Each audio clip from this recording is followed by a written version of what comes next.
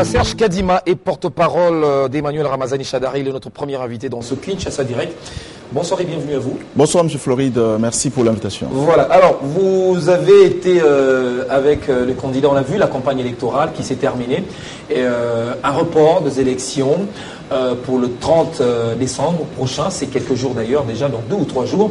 Et qu'est-ce qu'on peut faire comme évaluation jusqu'ici de ce qu'a été la campagne de votre candidat, 26 provinces de la République démocratique du Congo? Vous en avez fait combien? Merci beaucoup pour cette opportunité que vous nous offrez, c'est-à-dire que vous offrez à l'honorable Emmanuel Ramazani Shadari pour que les téléspectateurs de Télé 50, disséminés à travers les pays, à travers le monde, puissent savoir l'essentiel de sa mission. Il a l'avantage, et je suis fier de cela, regardez comment je suis habillé. Il a l'avantage d'avoir fait 26 provinces sur les 26 que dispose notre pays. C'est une fierté. Et cela dénote qu'il a la considération et l'estime pour la population congolaise. Il a commencé sa campagne par l'ex-province du Katanga. Il a fait les Congo profonds. Il a fait toutes les provinces. Il a fait les territoires, les chefs-lieux de notre pays. Il est allé même loin à faire les Congo profonds. Là où les autres ne sont pas arrivés, l'honorable Emmanuel Ramazani Shadari est arrivé. Regardez bien, cela prouve qu'on ne devient pas président de la République par improvisation. On regarde d'abord la capacité d'organisation. Il sort d'abord son programme devant la presse nationale et internationale. Il a le courage d'affronter la presse. Il sort son programme de 86 milliards de dollars. Un programme apprécié de tous. Après quelques temps, la campagne a commencé. Il est allé en campagne. Il ne s'est pas lancé dans les attaques. Il n'a pas attaqué les autres candidats. Il a parlé de son programme par rapport aux différentes circonscriptions, c'est-à-dire par rapport au programme, aux problèmes des différentes circonscriptions. Il n'a parlé que de son programme. Et ça, la population a apprécié. Regardez la capacité d'organisation de l'homme. Il sort une équipe de campagne avec des coordonnateurs, des rapporteurs et une équipe qui a rapporté des résultats. Regardez ce qui se passe pour vous montrer la victoire qui pointe à l'horizon pour l'honorable Emmanuel Ramazani Shadari. Quand on parle de la cartographie du Congo, déjà l'Est de la République prend plus de 50% de l'électorat. Mais là, il était à l'Est, même dans les Congo profonds. Il est arrivé à Aou. Je m'imagine que même d'autres candidats, même ceux qui étaient en vue, ils ne sont jamais arrivés à Aou pendant leur existence. Il est arrivé à Mahagi, il est allé à Isiro, il est allé à Bounia. Donc, il est allé à l'encontre de cette population. Il a communié avec cette population. Il fallait maintenant voir l'adhésion populaire de la population dans son programme et dans sa personnalité, dans sa stature. Quelqu'un qui a un parcours linéaire dans la gestion de la chose publique. Quelqu'un qui n'a parlé que du programme, des réalisations, de ce qu'il va faire si jamais il passait président de la République. Lorsqu'on va au centre de la République, avec 20% de l'électorat, il y installe son Kijé. Il a placé son Kijé à Kananga, dans le Kasaï central. Et dès là, il a fait des navettes. Il est allé à Chikapa, il est rentré dans son Kijé à Kananga. Il part à Lomami, il rentre dans son Kijé.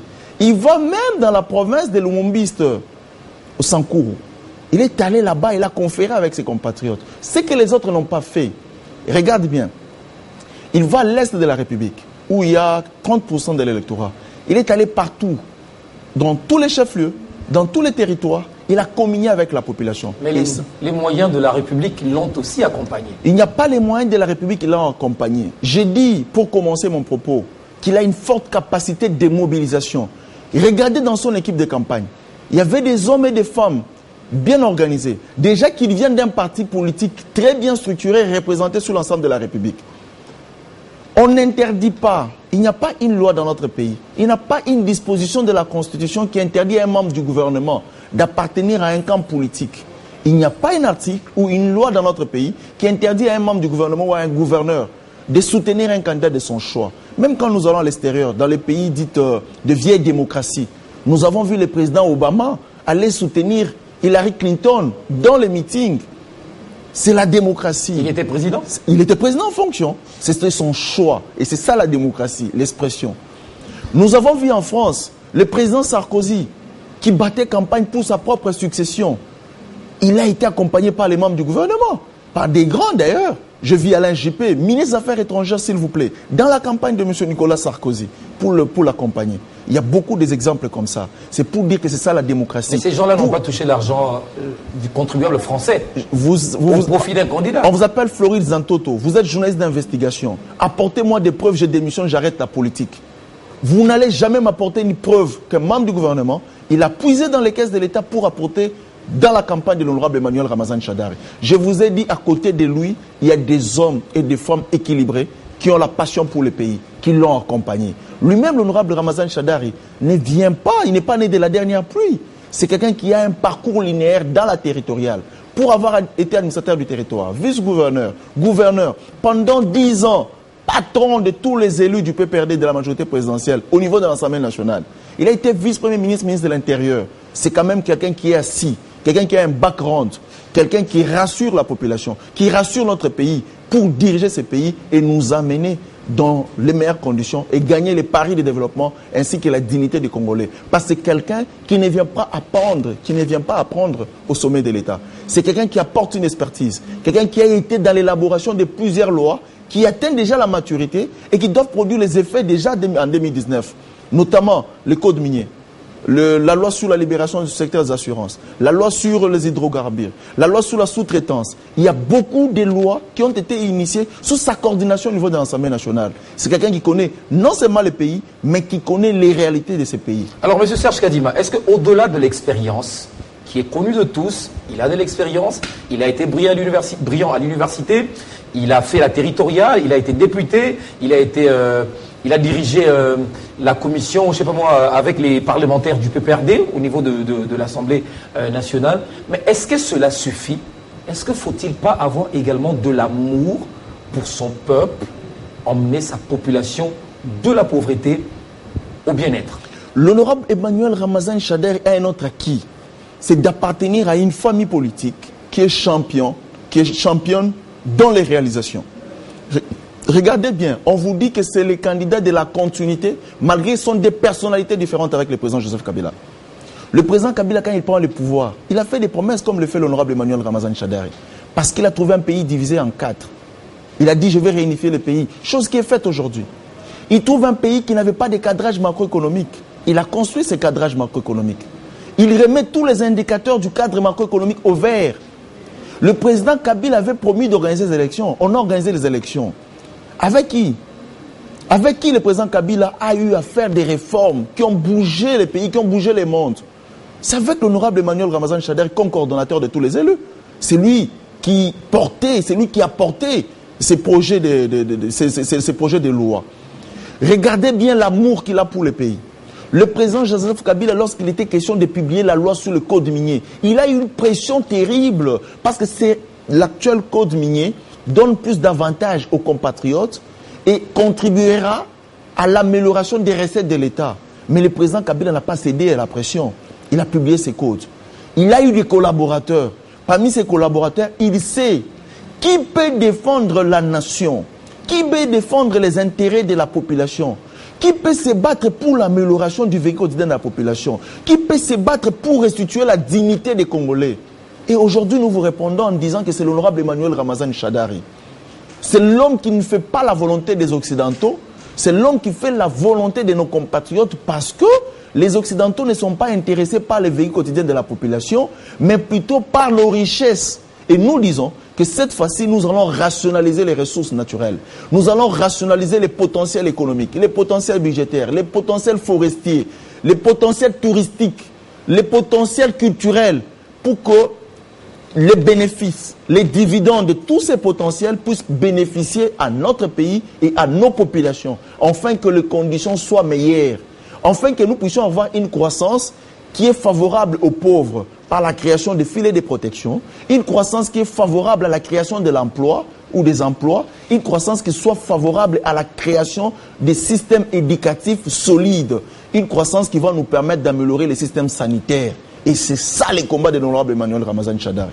Alors, en vous interrogeant, je constate une assurance. Je ne sais pas comment qualifier cette assurance. Pourquoi vous avez cette assurance qu'il va gagner? Ça vient d'où, cette assurance? Un peu comme dans quand on regarde Fayoulou, Félix, des poids lourds, cette assurance pour toi? Non, c'est vous qui les proclamez poids lourds. Regardez comment s'est déroulée la campagne. Nous avons 26 provinces. Je ne voulais pas citer leurs noms, mais vous me poussez à citer leurs noms. M. Félix Tshisekedi a fait 11 provinces sur 26 provinces. Il n'est pas allé demander la faveur du peuple congolais. M. Martin Fayoulou, qui est le candidat des Occidentaux, n'a pas pu faire même la moitié de nos provinces. Il a fait 12 provinces. Il aura ses voix là où? Et il devient poids lourd à quel moment? Le poids lourd, c'est celui qui a rencontré la majorité de nos compatriotes. Il s'appelle l'honorable Emmanuel Ramazani Shadari. L'homme qui est allé même dans les Congo profonds. Mais d'où vient l'assurance? C'est le fait qu'il ait fait 25 provinces? L'assurance, c'est le fait que, d'abord, c'est un candidat qui vient de l'Est. Il est de l'Est. Et l'Est de la République représente plus de 50% de l'électorat. Et nous connaissons bien qu'en Afrique, d'abord, les élections sont régionales. Et ses frères vont voter pour lui. Les frères, les compatriotes de l'Est lui ont rassuré pour d'abord avoir été avec cette population, non pas seulement dans le chef-lieu, mais il est descendu même dans les Congo profonds. Je vais vous dire, quand vous prenez la population de Bunia, Aru, Mahagi, c'est plus que même 2 ou 3 provinces que les autres amis ont parcouru. C'est une assurance. Sinon, on n'allait pas mettre la campagne dans les calendriers électoraux. Quand on prévoit la campagne partout, c'est parce que, un peu comme les chrétiens, avec la Bible, ils vont évangéliser. L'honorable Emmanuel Ramazani Shadari, avec son programme, qui est non seulement réaliste, mais qui est réalisable, il est allé vers la population congolaise, et chaque circonscription avec ses problèmes spécifiques, il a dit, je vais faire ci par rapport aux problèmes de votre province. Et c'est là, la population congolaise lui a promis sa faveur le jour du vote. Alors, quand on regarde la moitié de la population congolaise, plus de la moitié de la population congolaise, elle est catholique. Alors, vous avez Fridolin qui a remplacé Monsengo. Dans une prédication, il dit, quand on vous donne un t-shirt ou de l'argent, prenez. Mais n'oubliez pas la souffrance. Notre souffrance. Ça n'aura pas d'impact sur... Moi, je ne vous ai pas parlé des t-shirts. Je ne vous ai pas parlé des chapeaux. Je vous ai dit, comme les chrétiens, avec leur Bible, ils vont évangéliser. L'honorable Emmanuel Ramazani Shadari, avec son programme d'action, qui répond aux préoccupations de l'ensemble de la population. Et dans ces programmes, il y a la réponse aux préoccupations de mes compatriotes. Il est allé avec ces programmes à l'encontre de la population pour solliciter sa faveur. Il n'est pas parti avec les t-shirts. D'ailleurs, on n'en a pas imprimé autant cette fois-ci. Cette fois-ci, nous avions un candidat qui a pris son courage de présenter un programme contrairement aux autres, qui n'en ont pas. Même pas de l'argent, vous avez distribué aux gens? Je vous dis que ce qui nous a amené à aller à l'encontre de nos populations, c'était les programmes. C'était un très bon programme qui a ramassé tous les problèmes de notre pays. Et l'honorable Ramazani Shadari a mis la réponse pour résoudre les multiples problèmes de notre pays. Enfin, de gagner les paris de développement ainsi que la dignité du Congolais. L'honorable Shadari n'est pas parti avec les t-shirts, mais avec son programme. Lequel programme qui est ambitieux? Lequel programme pour lequel je vous ai démontré plus d'une fois comment nous allons le financer? C'est un programme, nous savons que l'ensemble de la République a besoin de l'énergie pour fonctionner. Et dans ces programmes, nous prévoyons le partenariat public-privé, le projet INGA 3, de plus de 14 milliards de dollars, un projet qui est déjà conclu. Quand nous disons la continuité, ça dit que déjà à partir de 2019, il y aura des premiers résultats. Et ces résultats vont se répandre sur l'ensemble de la République. Nous aurons l'agro-industrie, nous allons faciliter la production, afin que nous puissions améliorer les conditions économiques de notre pays. Nous allons, avec l'énergie, diversifier notre économie. L'honorable Emmanuel Shadari, dans son programme, il a prévu d'autres partenariats, d'autres projets en rapport avec les partenariats publics-privés, notamment Sicomine, un projet de plus de 4 milliards de dollars. Il y a d'autres projets également qui seront financés. Et nous vous disons, rien qu'avec le code minier, qui sera bientôt effectif, c'est-à-dire qui sera d'application, avec la loi sur la sous-traitance, la loi sur les hydrocarbures, la loi sur l'eau et la loi sur la libéralisation du secteur des assurances, le peuple congolais va se retrouver. Ok. Alors comment va-t-il être le président de toute la République démocratique du Congo si les populations de Béni, de Butembo et de Yambi ne le lisent pas? Je regrette. L'électorat est national. Je regrette le fait qu'il y a des contraintes qui sont des évidences. Contraintes politiques. Je regrette le fait que les contraintes qui sont des évidences, des contraintes sécuritaires et des contraintes sanitaires. Parce que les problèmes sanitaires liés à Ebola n'ont pas commencé avec les procès électoraux ici. C'est un problème que nous avons connu dans ces pays et dans d'autres pays d'Afrique. Malheureusement, ce sont des machines qui seront utilisées. Les gens vont toucher à ces machines. Il n'y a pas de gants pour ces machines. Je n'aimerais pas que nous puissions enregistrer des pertes en vies humaines en grand nombre. Un jour, on va crier au génocide. Vous saviez que l'Ebola peut contaminer les autres. Vous saviez qu'il y a des gens qui ont l'Ebola. Vous les avez amenés dans un bureau de vote, dans un centre de vote, alors que vous saviez qu'après eux, d'autres personnes viendront voter. On ne veut pas que cela puisse contaminer tout le monde. Nous regrettons. Mais nous disons, néanmoins, qu'en 2006, on n'a pas organisé les élections sur l'ensemble de la République. À Befal, si ma mémoire ne me trompe pas, il n'y a pas eu élection en 2006. En 2011, il y a des entités qui n'ont pas connu les élections au même moment que d'autres élections. Nous regrettons le fait que les compatriotes de Beni, Boutembo et Yumbi, si je ne m'abuse pas, qui n'iront pas au vote ce jour-là. Néanmoins, ils vont voter au mois de mars, lorsque tout sera calme. Et nous disons qu'on ne peut pas remettre en cause tout un processus qui a été réclamé par plus de 60 millions de compatriotes. Regardez le nombre d'enrôlés. Ils sollicitent les élections, ils réclament les élections. Nous devons aller aux élections. Je pense que ceux-là qui estiment qu'il faut attendre, ce sont des gens qui ne sont pas prêts pour aller aux élections. Les gens qui se sont essoufflés sur le terrain pendant que l'honorable Emmanuel Ramazani Shadary avec son équipe est en train de battre aisément campagne. Ok. Alors, pourquoi 25 provinces sur le 6 ou sur le 26?